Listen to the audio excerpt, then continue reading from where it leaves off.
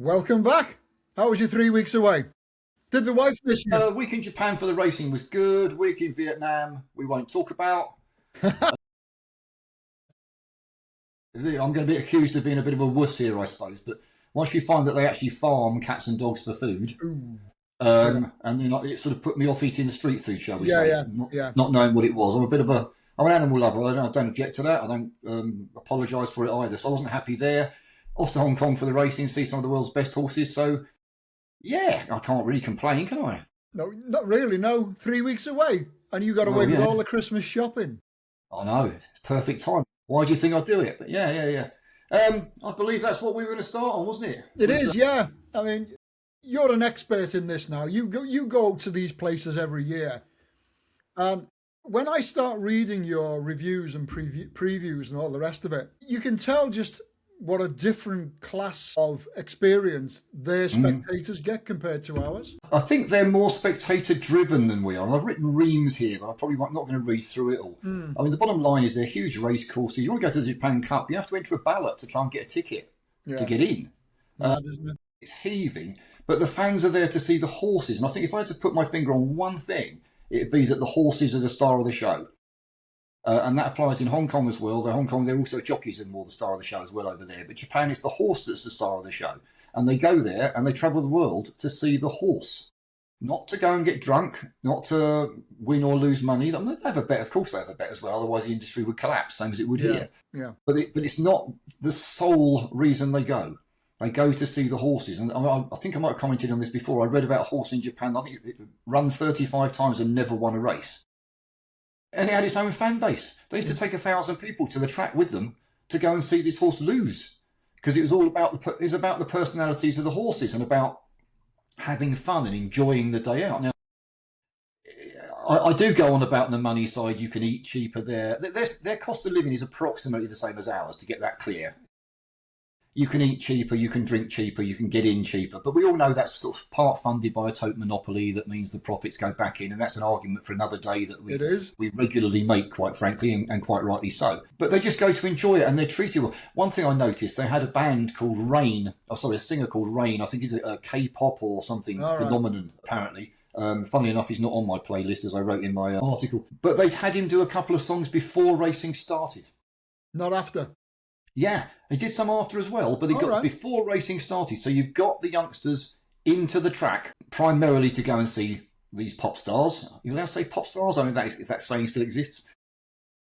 And then they stay there for the racing, and then they watch the pop star after. Now, whether they're enamoured with the racing and come back again or they're not, at least you're sort of force feeding them the excitement of the racing and the ability to have a bet on the horses and the characters and the jockeys. Whereas we're inclined to put it on after racing, where 90% of them turn up after racing's finished to go and see madness, for want of an argument. Yeah. Nothing wrong with that for a financial viewpoint, but you're not putting your product in front of possible future customers. That was one of the things I was going to ask you. I mean, here you get the impression, and I'm talking about from advertising you hear on the radio, the concert is the main feature in this country. Yeah, it's probably the bigger. Tom Jones appearing at Haydock after racing. Yeah, it's nuts.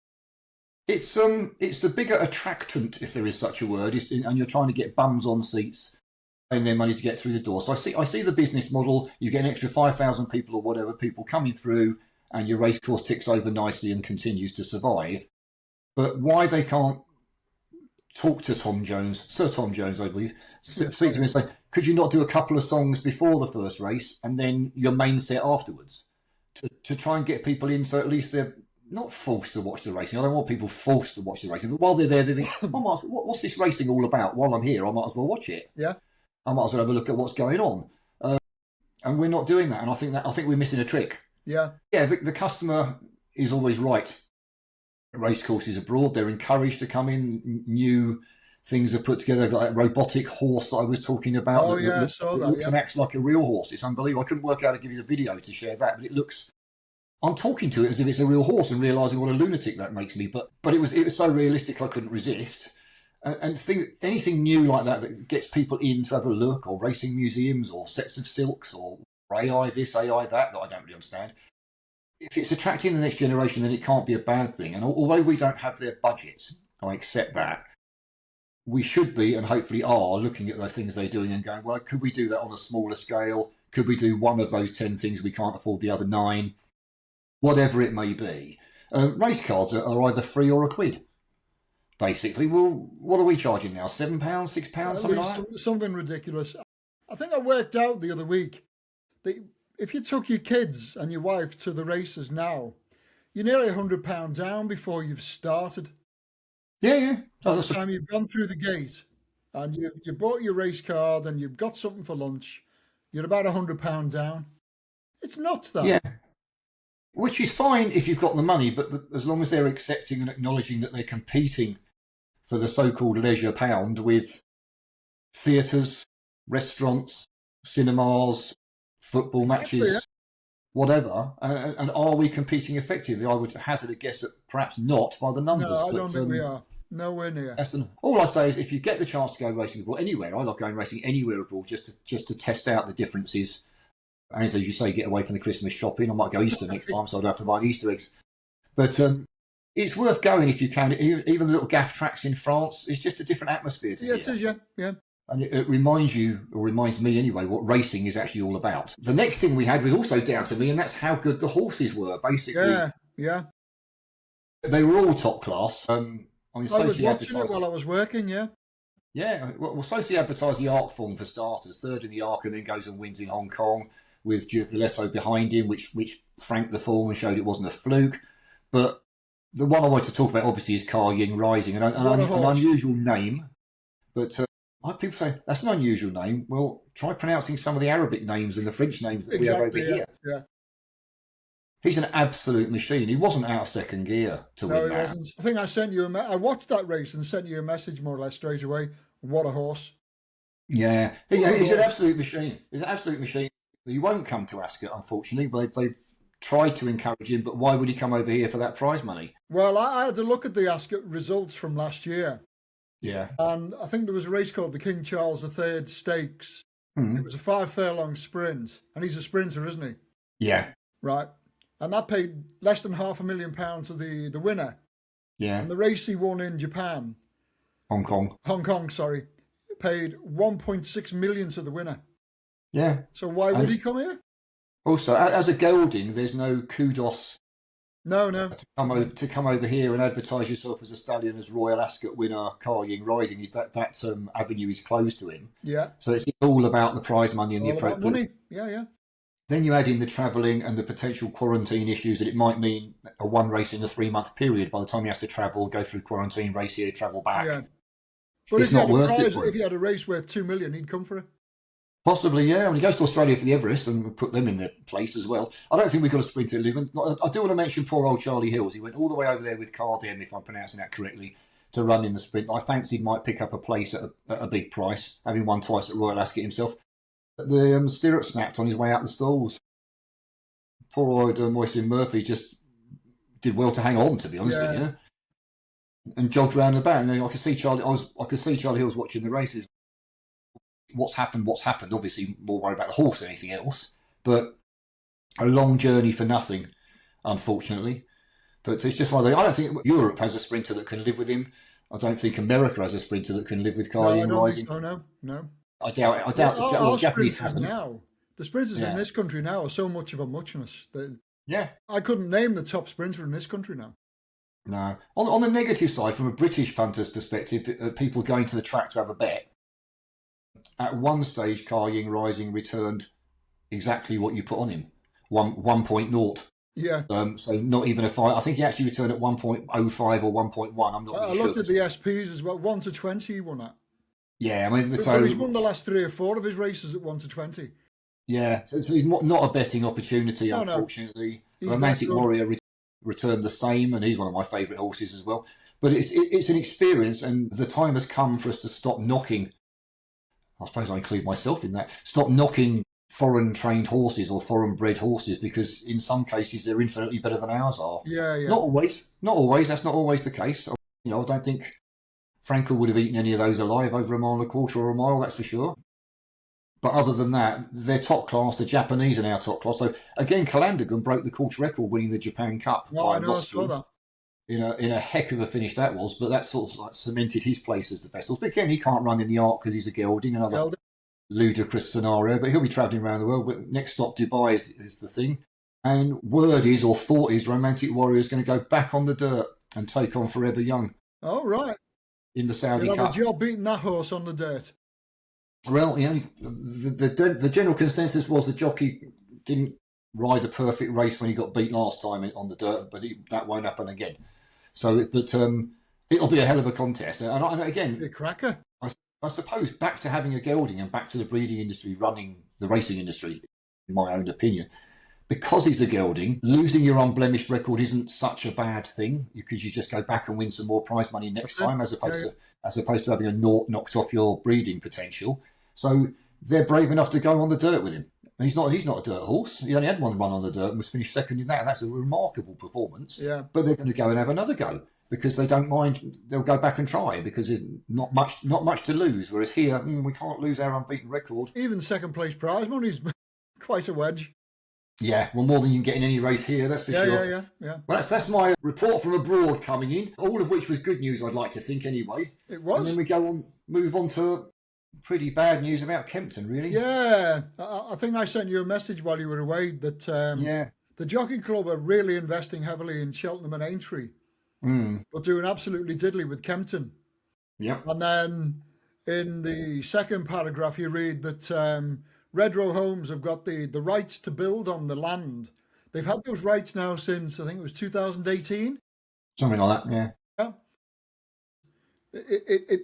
It feels to me like you're being gently told this is what's going to happen. Yeah. It drives me nuts. It's one of the best tracks in the country. It's the race. It hosts the race on Boxing Day that everybody wants to watch. Yep. Why do they want to build houses on it? I know that what they've said is... I can't possibly imagine, can you? No. What I've heard is that it's possibly only the car parking area that they'll build on. I heard it was going to be the jumps track and the all-weather track. Yeah. There's so much floating around at the moment about Kempton. And you've got the likes of Paul Keeley. I haven't read his article yet, but he's apparently fit to burst at what's happening at Kempton at the moment. It's one of his favourite tracks. And you can imagine that there won't be a trainer or a jockey in the country thinks it's a good idea. It's madness. It is. Well, I am bothered by Kempton. It's not that far away from me. It's a historical track with some great racing, so of course I'm bothered. Well, I'm also bothered whether it's the first domino to fall. Probably will because be. Yeah. You think about the amount of land area that any racecourse takes up. Ditto golf courses for anyone who's listening who likes to golf. You're talking about acres and acres of land, potentially in the middle of a town or a city or close to, which is worth, I'm going to guess, at tens of millions for building land. I don't have that money in my pocket. So it's worth an awful lot of money. You're talking about racetracks that are potentially struggling. I'm not saying Kempton's struggling. I don't know the books for Kempton. But there are racecourses out there who are struggling to make ends meet, who could suddenly say to their shareholders, well, instead of like your £3.50 you got last year, we could potentially give you $3 million as your share because we're going to sell it for X, Y, Z. Business is business. Do I like it? No. Do I agree with it? No. But we can't be that two-faced either because on previous podcasts we've done, we have commented there's too much racing. There's too much racing and too many race courses. Yeah. But they seem to be targeting the wrong ones. Yeah. The big ones are the ones near the city. I could name 10 I'd prefer to go before Kempton. I won't. Of course. I could. But they're not in a major metropolis where the money's worth. No. That's the thing. I mean, Kempton's near enough to a metropolis to go, well, that's worth, I'm making numbers up, £1 million an acre, I don't know. And the rest. Yeah. Whereas if it was in the middle of nowhere, it would be 200,000 an acre. And it's still worthwhile if you owned it. Wouldn't mind owning 50 acres of that myself. Exactly, Not in the same ballpark when it comes to balancing the books. But I don't think it can be stopped. Quite frankly, I think it's Redrow have got the rights to do whatever they want with that land now. They have, but what I didn't manage to catch up on or see reading is have they got planning permission? I can own a field out there, but it doesn't mean I've got planning permission for it. No, this is true. So there's the possibility, if they haven't got planning permission already, to fight it on the planning permission grounds. Yeah. In which case, Red Row might sell it back to the Jockey Club, but clearly Jockey Club don't want it, or they wouldn't have done that in the first Or place. they wouldn't have done it in the first place. Difficult one. Shame to have that, isn't it? But you end on saying this neither positive nor negative, just complicated is probably a better word. I love this ask topic. you a question? Yeah. Well, on our YouTube channel, which we've not, it's only relatively young, Guy called Unlike us. left me a message. Would you discuss handicap ratings and official ratings and that type of thing? And I thought, oh yes, please. That's been my baby since about 2002. Now, when it comes to graded races and that type of thing, group races and what have you, official ratings have got a place. Because the way I look at those races is nobody's trying to train a horse to pull the wool over the handicapper's eyes. You know Frankel's or whatever he was, and that's what he'll always be. So when a Group 1 race is put together, they're all carrying the same weight, they've all got an official rating, and then you can decide to take 12-1 about a horse who's £10 inferior to the favourite. That's where you're happy playing your bets. But for me, I just love working out an official handicap. I love it because the ratings that are produced for official handicappers are not worth the paper they are written on. I go back to, I've forgotten what year it was now. We had a horse in training called Rosie's Lady. And at the time, she was with Paul Green in Lydiate, which is not a million miles away from where I am now. And I went down there for a cup of coffee one morning and to see the horses galloping and that type of thing. And when I got there, he's on the phone to the official handicapper, who'd put up a winner of his by £7. And he was steaming. And he rang the handicapper up and he said, what have you put the horse up by £7 for? The ground was bottomless. The other 6 in the race didn't handle it at all. We've won by 4 lengths. And do you know what the handicapper said? Well, don't run your horse again until you've got those exact same conditions. The chances of that happening are 0. And that's what I do. When I get my pen and paper together of an evening to sit down and produce my own handicap figures, I'm working out everything based on what it is tomorrow. Not what happened 2 or 3 weeks ago. I don't care if a horse won by 6 lengths 2 weeks ago.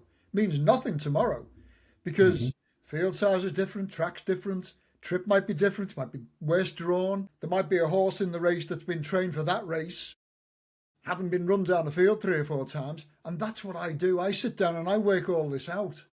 And that's why when I'm putting my pen and paper ratings together, I can then look at them totally away from what the official handicapper said and come up with a more logical solution to the race based on my own thoughts. And what I'm finding at the moment is the winner is in my top 3 rated on my own ratings, my pen and paper ratings, about 7 or 8 in every 10 at the minute. It's really going well. Yeah. And I'm able to put this in scribblings. In fact, what I've actually done, I've said this week, we're going to reintroduce something called Old School, which you were around the year dot when I first started doing all this. I was. And at the bottom of each rated race, I'd put your top 3, Dutch is the top 3, you'd have a 20/80 on the top rated, and then you could consider doing what I call exotics, which are trifectas and tricasts, that type of thing. And you would also then look at what the market was saying. And if you had what we call the BRF, a bottom rated favourite, you'd put that in your Dutch as well, because what we were finding was that 7 in every 10 of them were also winning. And as we've evolved, because this type of thing always does evolve, it's constantly changing. I've now worked out that around about 75 to 80% of all winners are 7-1 or shorter. So now when I'm doing my figures, I'm able to look at the market, look at my ratings, come up with a solution, and I'm doing pretty all right, doing pretty all right. And that's totally ignoring what the official handicapper has told me the results should be. They are not worth the paper they are written on unless you're working with group races. Voila. And that's an opportunity to point out that we enjoy doing this podcast. We like giving you winners. And we've given you a profit, I think, every week, or maybe not. We have so far, yeah. Free of charge. Free of charge. As Ron pointed out, all the work he does there, which I'm sure he's going to go into other detail later, you're missing out on other stuff at the same time. You're missing out on other winners because we're not going to give them all for free. So I've got to pay lectures. no Look, sense. back to the handicapper. First thing to say is he's got a tough job. He Oh, he's she, got or an they have got a impossible tough job. job. An impossible Now, job. in theory, they look at a horse's run. They then see where it finished compared to a horse that they feel ran to form. Yeah. And then they put it up or they put it down with a numerical mark accordingly. That numerical mark then applies to how much weight you carry in a race. So if you've got a horse rated 92 and the top weight in that race is rated 100, then you will get £8 from that top weight. Not quite as simple as that, because sometimes there's weight for age comes in, sometimes there's mere allowances, these allowances, etc. But generally speaking, in a handicap, that's the basis of it. Yeah. In theory, everyone finishes in a dead heat. Doesn't work that way, as we all know. That's the theory. It's to give horses equal chances. What the handicapper can't do or shouldn't do is decide a horse won very, very easily and therefore put it up more than if it won by 5 lengths. Oh, I think it could have won by 10 lengths, so I'll put it up by 10 lengths worth of weight. Shouldn't really be doing that. Should be putting up by the 5. But then he gets told off if he does that, and the horse then canters up next time. Well, why didn't you give it more weight? So it is a devil's own job. I wouldn't fancy doing it, and I think they do a reasonably good job. Do I rely on them? No, I don't, for the reasons Ron explained, though he knows infinitely more than I do about that sort of thing. But in weight for age and level weight contests, I do have a look to see. Yeah. At the very least, it draws me to the highest rated horse to then go back and have a look and go, well, why is that the highest rated horse? Oh, it was third in a Group 2, and this is only a listed race. Now I need to look into it in a bit more depth. Something along those lines. Now, we're going to carry on talking because it's 2:54 at this precise moment in time, but I picked out a couple of races that were weight for age. Right. Can't do this with a handicap because obviously the ratings, different horses carry different weights accordingly. I looked at one Thursday evening, which was at Chelmsford, the 6:30. Ravima was rated 70, but she came out £2 clear, might be a he, I haven't noticed that down, of Middleton View, who was the highest rated horse because of the weights. The result of that was Middleton View won that at 4-1, and Ravima was odds on and third, 8-11. So there is a, I suppose, negative example. Ravima would have been the top one on the official ratings if you simply worked to that, and she got beat. The next one runs in the 3 o'clock at Ascot. No questions asked, which is in 4 minutes' time, I think it is. Yeah, no question asked on marker 144. Same as Steel Ally, who has to give in £3. So therefore, in theory, no questions asked, is going to go and win that 3 o'clock. Should do. We will carry on with what else we're talking about as they go walking around the paddock for the 3 o'clock at Ascot. And in a minute, we'll see what actually happens. Absolutely right. Yeah. Where do we want to go to next? Do we want to go demystifying, or do we want to go to Saturday's racing? What do you want to do? Let's do the racing. Go for it. Let's do the racing. I've given you a nice 4-runner race or something to start with, haven't I? You have, lovely, yeah. Yeah. 12:20 at Haydock, Ron. Tell me who's going to win this one. Well, like you say, there's only 4 going to post. Yeah. As this is the very first running of this race, I'll be quite brief because I like to work with stats and trends. Everything happens for a reason as far as I'm concerned. We've got a 4-7 favourite in a horse called Bill Joyce. Because they've all got 11 stone 5 and he's officially rated £9 better, minimum, better than anything else in the race. He's probably priced about right at 4-7.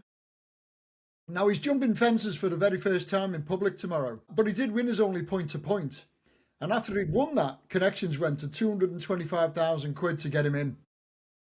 Now, this will be the job he's been brought to do. The fact that he's won 2 and placed in 2 with 6 runs over hurdles suggests he's pretty decent. And I'm going to be very, very brave, and I'm going to put him up as my selection here. The 4-7 favourite, Bill Joyce.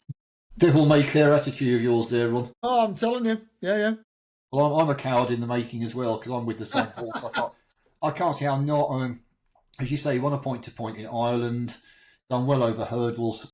I know it's the obligatory terminology that trainers are inclined to use, but they've always said anything he does over hurdles is a bonus. Bonus, yeah. They've described him as a chaser in the making, in quotes, after his hurdle races. So theoretically, this is where he will come into his own. Yeah. As you say, best in at the ratings, so we just poo-pooed them a bit, so I don't know what that really means. He's going to go off odds on. I've seen a little bit of because it's not a handicap, you see. I'll trust the ratings when it's not a handicap. Oh, okay, fair enough then, fair enough. Yeah, if he puts in a clear round, which is the big, who knows, he hasn't jumped a fence in public yet. No. The schooling grounds at the O'Neills is their top class, to put it politely. Yeah. So he will have been well schooled. If he puts in a clear round, he should win. would I be betting on them? I mean, Ron's going to tell you now, never bet odds on in a novice chase. Wouldn't touch an odds on shot in a novice chase to save my life. So my apologies. I picked the races in advance. So I picked them earlier in the week so we can go to work. Who knows what we're going to get come race day? We don't know till then. And obviously, because Ron does all that work he was talking about on the handicaps, I've chucked a couple in this week. But generally speaking, we don't want to do all handicaps because that's Ron's expertise for the weekend. That's me putting the meat on the bones on the website and in newsletters. Yeah.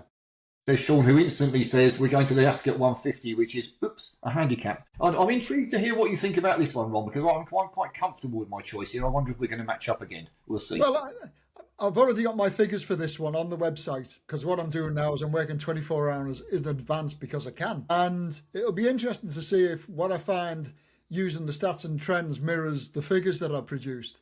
Now, I've only got 9 previous runnings of this to work with, and that's not really enough for what I'd call full profiling, which is what I do for handicaps as well. And the ages of the winners to date have been 4, 5, 6, 7, 8, and 9. 6 and 7-year-olds have won 4, so maybe, well, that's including the last 2, so maybe they're the ones you want to work with.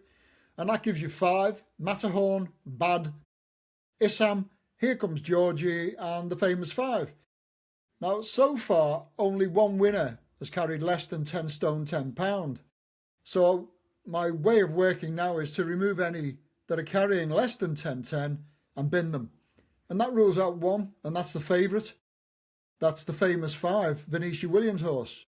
Heavy ground, soft ground, heavy ground. Might be an error.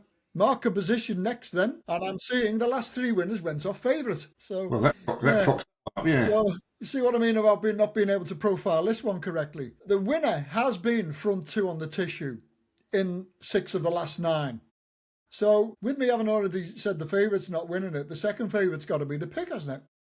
You would think so. At the moment, it's around about 9-2 Bad and 5-1 Issam, and they've been like fluctuating between those 2 prices. Now, Bad is already 0 from 6 on the ground and 0 from 7 at Ascot. That horse is impossible to bet on those stats. I couldn't have him. I'm going with Issam. Close to being the selection based on tissue price, trading roughly half a point bigger at the moment than Bad. So for podcast only purposes, I'll go with Issam 2080. He'll love the underfoot conditions. He's 5 from 7 on soft.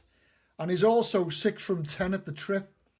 He's 0 from 1 at Ascot, but that was over hurdles, and I'll forgive him that. 2080. Well, I tried to keep straight face as you told me that Bad can't win because I think he can. But this is how these things work, and that's where we differ. And that's part of the fun, isn't it? 6-year-old won on his first start of the season, coming home in front at Kempton. Then he ran an even better race in defeat, 7-length 5th in the Paddy Power Gold Cup at Cheltenham. That's a much better race than this. Much better race. Absolutely no doubt about it. Raced off a mark of 145 that day.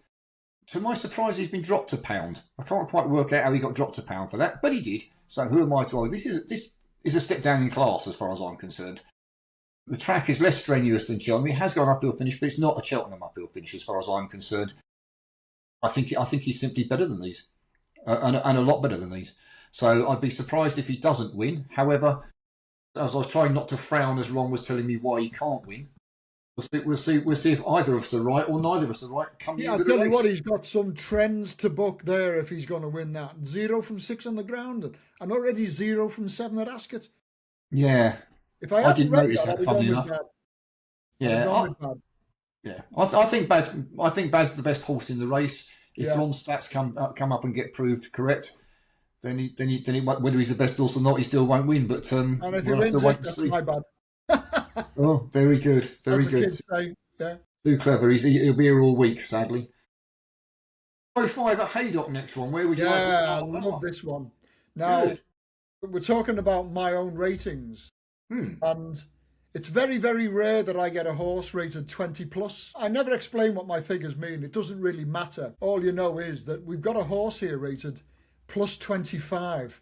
And it's already, well, it will be on the website by around about 6 o'clock tonight, hopefully. Ooh. Now, when horses that rate 20 plus are as rare as hen's teeth. I'm going to see what the profiling says. 13 of the last 20 winners age 7 or 8. My first shortlist contains just 4 horses: Grand Albert, Saladin's Son, Bruce Jack, and Late Night Rumble. So with only 4 making the cut, I can now look at what the weight ranges were telling me for this handicap. Nothing fits.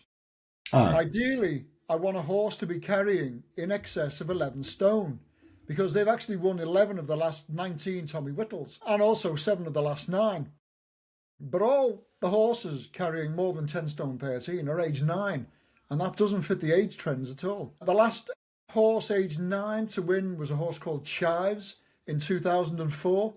That's a long time between drinks. I'll see if the market then can give me some indication as to which one of the 4 to pick.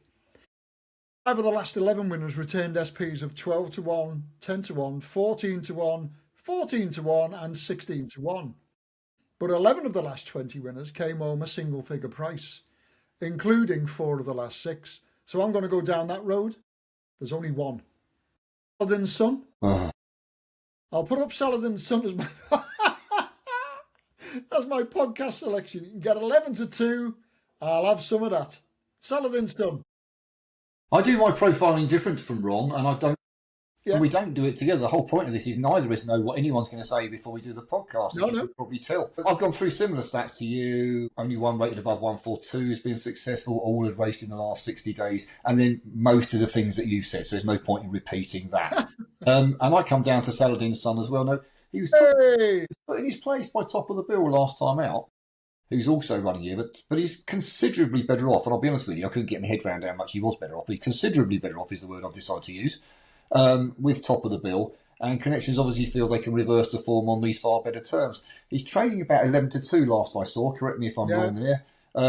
That's a big enough price for each way. They'll have added, they think quite a bit of Top of the Bill, and they're not bothered about taking him on these terms. So he's trading at 18 to 1. I would not be surprised if he doesn't run a huge race at that price. To the extent I scribbled down here, I'm probably going to have a little reverse forecast just in case it's the other way around. Saladin's Son each way for me, but I do think Top of the Bill could run a big race. He'll try and make all, and he might have him off the bridle a long, long way out. We'll have to wait and see on that one. Yeah. And then we move on, well, not so swiftly, we don't do anything swiftly at our age. We move on to the 225, some of the best staying hurdlers in Europe. Heading off to the 225. I would be, if we come up with the same horse in this one, I will be very surprised. But off you go, and if you see us look a shock on my face, it means we did. So. Well, I remember putting Crambo up for this last year, and we found ourselves a lovely 9 to 1 winner. He was winning the race for the second time in succession. Not this year. JP McManus appears to have a bit of a stranglehold on this one. He's got the front 2 on the tissue, nearly joint favourite. You've got Honesty Policy at 5 to 2 and Impostoir at 11 to 4. Now, they all carry 11 stone 7 as it's a grade 1. Age ranges, they're simply all over the place. In the last 5 years, we've had horses aged 6, 7, 8, 9 and 10 winning this. So, and across the last 2 decades, it's pretty much a similar type of trend. I'm thinking maybe horses aged 7 or 8 might be favoured, but I'd not be pedantic about it. What is blatantly obvious is that you need a position front 3 on the tissue. 8 of the last 10 winners would have been caught in that net. So it's one of Honesty Policy, Impostoir or Strong Leader. You can dutch the 3 for a profit. On official figures, Strong Leader's the best, but he's already 0 from 2 at the track. Impostoir is 2 from 2 at the trip, 2 from 3 on the ground, but he's 0 from 1 at the track. And Honesty Policy, the favourite, Irish Raider trained by Gordon Elliott, never raced on the ground as currently described, is 0 from 1 at the trip, and has never tried Ascot in his life. Because it's pretty weak on trends and stats, of the 3, I'm going with Impostoir. He's officially £5 superior to Honesty Policy, and he's already had a race this season, which is vitally important. Only 2 of the last 20 winners of this, 1 making seasonal debut. So I'm going with Impostoir. I can see that, but we don't match up for once. At least at least I'll get a bit of variety. This race has me totally confused for reasons that I will explain. Well, most races have me totally confused, but this one especially. The Honesty Policy, I think, needs to improve, and I think is too short in the betting, personally. Impostoir, could be the next big thing, but on form, Strong Leader beats him. He beat Strong Leader half a length at Newbury last time out, but he's £6 worse off now. So on the juggling of the balancing act, etc., Strong Leader wins that. And then we run into the problem that you can read quotes from Strong Leader's trainer saying quite clearly he has to race left-handed. I know this. And Ascot's right. And Ascot. Yeah, Aintree, you find the best form will be produced by Strong Leader. And he also said, after his last second, not sure where we're going next, but pretty certain we won't be going to Ascot. Yeah. And voila, here he is at Ascot. Does he know something we don't? Maybe he's going to go and win, because he's the best British stayer in training at the moment. I'm not saying something can't improve past him, but at the moment he is. I can't take that as something to go with. So I've decided to abandon all of them and look for something at a bigger price. Go for it. Yeah. Colonel Mustard. Well, yeah. At the racetrack with the candlestick. Something like that. Currently trading at 22 to 1. He's a 10-year-old, which I accept he's going to buck all your trends. I can understand that. But he's won his last two. He beat the Yellow Clay at Navan last time out. Good form. He's no donkey by any stretch of the imagination. I think the Yellow Clay would be the highest rated. Double checks quickly while talking to people. I'm pretty certain that the Yellow Clay would have been easily the highest rated in this field. Yeah, he would have been the highest rated in this field by some margin if the Yellow Clay had turned up. Now, admittedly, he was getting weight from the Yellow Clay, so it gets more complex than that. But that's pretty good form for a horse that's coming over from Ireland and is unconsidered in the market. He's Irish, so by definition, I don't suppose he cares how much it rains. I don't even need to look at the form of the Irish. Their version of good to firm is my version of a bog. Yeah. So, yeah, I mean, it's 22 to 1 with question marks against all of the others, really. Or as many question marks against the others as there are against him, shall we say. None of them tick all the boxes, let's put it that way. At 22 to 1, he just looks overpriced. I can see him sneaking into the front three. If he wins, I'll be cock of the north, so to speak. But yeah, I can. Chuffed will do. I can see him going well at 22 to 1. I think he's overpriced when you can knock all the others ahead of him in the betting. Yeah. And so, do we have any more? Yeah, we've got one more to go. One more. Yeah. The 240 at Haydock. Yeah. I like this one actually, but carry on. I've started off by saying this is a decent little race, this. Yeah. And we've got 9, 10 and out. You need to be concentrating on horses aged 4 or 5. They've won 12 of the previous runnings of this race. And that rules out 2, Walks the Talk and Roses All the Way. All right. Weight ranges have got no bearing on anything here, so I've got to listen to what the market's been saying in previous years. Only 2 previous winners have been bigger than 6 to 1. And we've had 5 winning favourites in the last 10 years. Walks the Talk has already been taken out because of age, 6 years of age. So I'm with one of Jackie Hobbs or Supreme Malinas. Now you can Dutch the 2 for a profit, and I have done. The fact so many favourites go in here, though, it just screams Jackie Hobbs. I've got to put that one up as my pick based on the stats and trends that I've got. Yeah, Jackie Hobbs. I found it interesting for similar reasons as well as a few different. 4-year-olds have won the last 3 runnings and 5 of the last 7. And you only got one here, and that's 25 to 1 chance. It's a lemon, 25 to 1. Last one at Cartmill. Don't see too many Cartmill winners go on to win a listed at Haydock. No. Well, hang on. I put my hand up and say 300 to 1 winner this week, Ron. Not that I tipped it. I'm not saying that. I'm saying there was a 300 to 1 winner this week. Yeah. So you can't look at anything and go, because it won at Cartmill, it can't possibly win. There's the evidence that's disproved straight away. Anything is possible in this game. Jackie Hobbs heads the betting, 2 bumper successes, 1 out of 1 over hurdles. Didn't really impress me that day, I'm afraid. Needs to take a step forward to win here. That's not impossible by any stretch of the imagination, but not overly impressed. Walks the Talk for me. Comes over from Ireland for John McConnell, beaten over hurdles, wins at Roscommon and then Kelso, making all on both occasions to come home clear of her rivals, both over further than this. So softer going and a stamina test, not going to bother her at all. It's going to play straight to her strengths. She's available at 7 to 1 as I wrote that this morning. Might have changed by now, either positively or negatively, who knows? And it certainly might have changed by the time people listen to this. But 7 to 1, that looks outstanding each way value to me. Yeah. And she's got the form in the book. She's unbeaten over hurdles, as is the favourite, I accept, but She's done nothing wrong. And if she goes out the front and gets them off the bridle on this soft ground, I can see those in behind making mistakes. And then we'll see what comes out in the wash. But yeah, I'm quite happy with Walks the Talk. I think, it's like, as you say, it's one of the most interesting races of the day. It is. It's a cracker. Get these top class group races and stuff like, or listed races and things, and then we come to this one. It's like, well, it's only a listed race for mares, and yet possibly the most interesting one to look at. It's one I went through 3 or 4 times, going back round and round and juggling it all before coming to a conclusion. So I like that one. Now, before we move on to demystifying, I'll just let you know that we were talking about the handicap ratings and ratings in non-handicaps. The joint highest rated horse did win the 3 o'clock at Ascot, but he wasn't the one you would have been on because he had to give £3 to the fellow joint top rated, who was unplaced. That's as far as I've managed to see. So just to say, they're there and thereabouts, but they're not the Bible. I wouldn't just simply rely on them. No, because horses can improve past their current marks. They can, and they do. Whether we answered the questions of our viewer who asked that, I don't know. He's welcome to write back into you and say, no, I didn't mean that, I meant this, and we'll have a second run at it. Yeah, definitely. We'll have another stab at it if he's still got questions to ask. Yeah, we'll go there. And anyone else that's got any other questions, we'll do our best, and hopefully not waffle quite that much. Now, are we going to go to demystifying next? Yeah, wind-ups.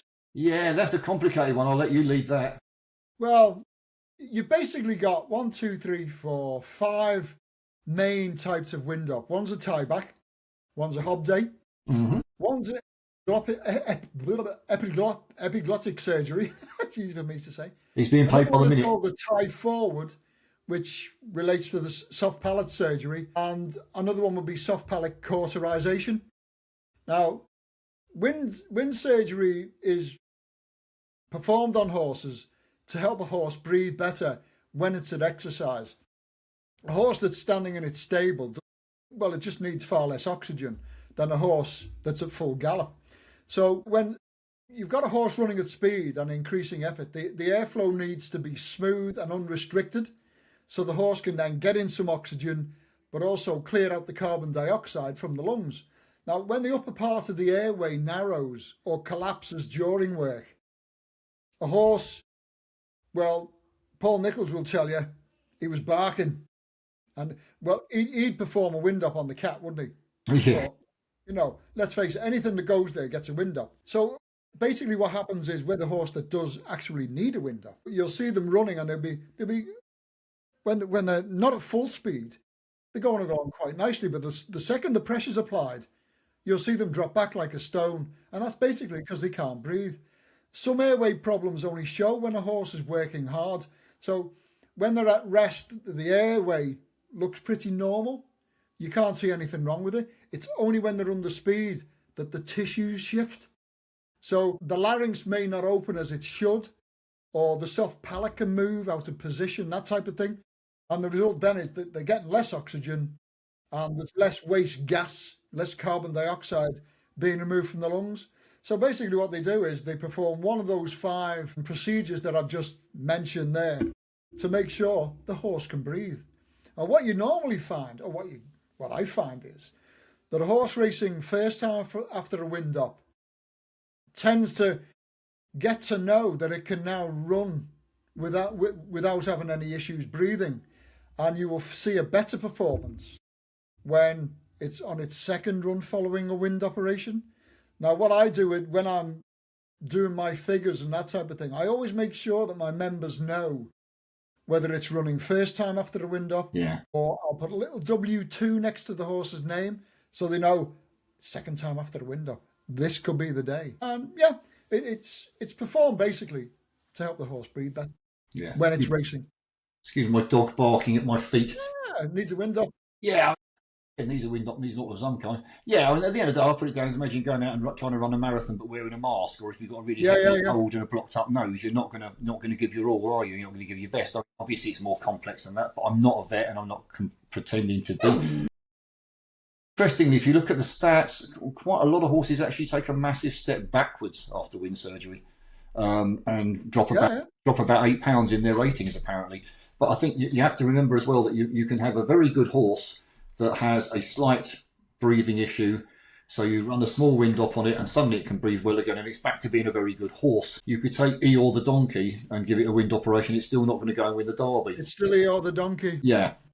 So it's not the be all and end all, and it's not a magic cure to all of racing's ills. You will not make a profit simply by backing horses after a wind up, and be that first time or second time. You will if you find the right ones, and potentially certain yards might do it better. The Irish seem very good at it, don't they? Without telling anyone. How would we possibly know? How would we possibly know? But for those unaware, the HBF, who I'm current chair of, before I was there, so this was not any credit to me, and were part and parcel of the group that got wind operations declared for the public to see. Yeah. Because it used to go on behind closed doors and no one knew. So hats off to them for that. But in Ireland, they don't have to declare wind ops. It's not part of the Irish racing scene. My understanding, I have to add that because I'm open to correction, is that if they run here, we'll say Cheltenham for once an example, an obvious example, on their first run after a wind op, it has to be declared and we have to be told. But if they had their first run after a wind up in back home in Ireland and it becomes their second or third run, whatever, then we do not get told. Now, no, we don't. The problem with that is, and I do believe what Ron said there is correct, that the second time is potentially, the second run, sorry, is potentially the best time to catch them after a wind up. If that's the case, then we wouldn't know. And that may, in inverted commas, explain some of the massive Cheltenham gambles in their handicaps.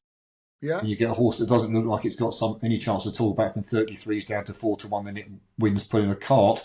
May well be it had one race after a wind up in Ireland and then comes over here for its second start and we're blissfully unaware of it. And away it goes. Well, it happened in Cheltenham in November. Henry de Bromhead in July gave a horse a wind up. Ran it once before it came to Cheltenham in November, down the field. Turns up at Cheltenham, absolutely hosed in. Yeah. And it was only in the throes of ecstasy, is all I can put it. One of the co-owners in the parade ring talking to the guy with the microphone said, well, he had a wind up in July and we knew today was the day. And I'm thinking, yeah, I'm sure you did. I think the thing is, do I like it? No, I don't. But they're not breaking any of the Irish rules. The Irish have decided, and we have questioned them is too strong a phrase. Asked them, maybe is a better phrase, fairly recently, whether they have any intention of declaring wind ups in the future, and they don't. No, they won't. Why should they?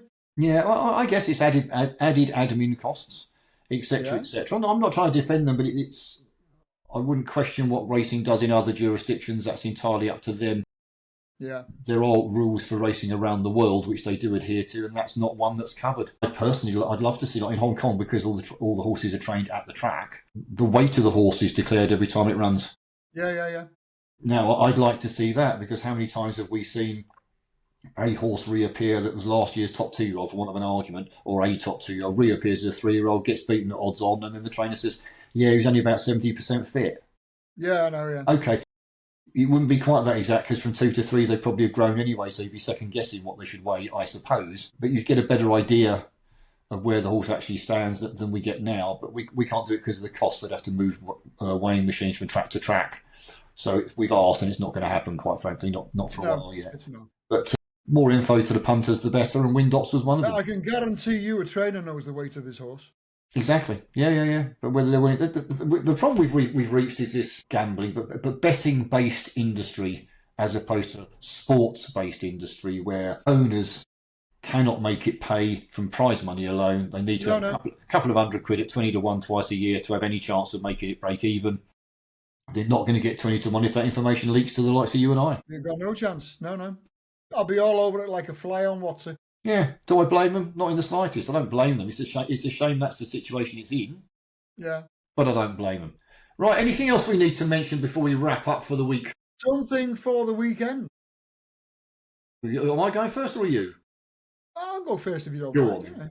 Because I'm on a bit of a run at the moment. My last 4, 2 winners. One suggested 2080, came home second. You suggested it as well. And a non-runner. And this week I'm going with Saladin's Son. Interesting. That's my something for the weekend. I can't see it out the frame. 2080, you should make a couple of quid. Yeah. I'm going walk the talk. Walks the talk in the 240 right. at Haydock each way at 7s. I can't see that out of the first 3.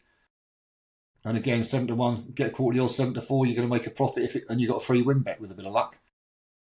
I did get mine off something for the weekend. Was the odds on double last time we managed to do one, so I did have that and a 6-1 winner. Just so Ron doesn't think he's the only one who gives you winners. He's not. No. I tell you what, I'm still mindful of the 25-1 winner you put up last summer. Well, Not last summer, the summer before. Yeah, the summer before, yeah. But that year we made 113 points profit just from the podcast, just from the 2024 flat season. Yep. Which pales into insignificance to what you make if you sign up to Post Racing, I might add. I'm telling you, if you want to know how to make a profit from horse racing, join Post Racing. Yeah. Simple as that. I'll teach you. It's then up to you as to whether or not you've got the time and the commitment and what's the word I'm looking for? The bravery to be able to sustain a losing run. Because you will have 3 or 4 races where you think, oh, lost again. Yeah. The 5th one will win. I've had members in the past saying to me, I keep getting off the bus at the wrong time because they'll subscribe and they'll back 3 or 4 losers and then they'll unsubscribe and then we'll get 8, 9, 10 winners. And I'll be saying in newsletters, well, we just had a great run, 20-1, 16-1, blah, blah, blah, blah, blah. And I'll get an email from these people saying to me, I keep getting off the bus at the wrong time. And the trick is, you don't get off the bus. You stay on the bus. You know exactly how much you can afford to lose each day. And then you make a profit at the end of a season. That's the way it works. I think the only advice I would give, and it's not my place to tell people what to do with their money, I'll make that quite clear, is if you're bothered, start with 50p a bet. Yeah. Start with 50p a bet or a quid. Start with that. Don't go mad. Don't go silly. Don't put money you can't afford to lose. Never do that. Start with a quid a bet. Call it £100 bank for want of an argument. Start with a quid a bet. When your bank's £150, make it £1.50 a bet. When it's £250, make it £2.50 a bet. Let the bookies pay to increase your bet size. Not go, I've had a 10 on it, lost, I'll have 20 on the next one. That's no sense to that at all. I would never advise anyone doing that. So, yeah, you can bet with £1 a time and have a bit of fun, see how it works, and take it from there. Anyone who tells you they're going to give you winners all the time, you're being scammed. You're being scammed. It's as simple as that. Can't be done. But we'll continue to try our best. Hopefully give you a bit of information and hopefully a bit of a laugh as well. You never know your luck. Well, that's the aim. We'll take it from there. And this is what happens if you have more than £1 when you can't afford it. You end up with a haircut like Ron and I have got. Speaking of which, it's all that Monday, worry. 2:45. All that worry. 2:45.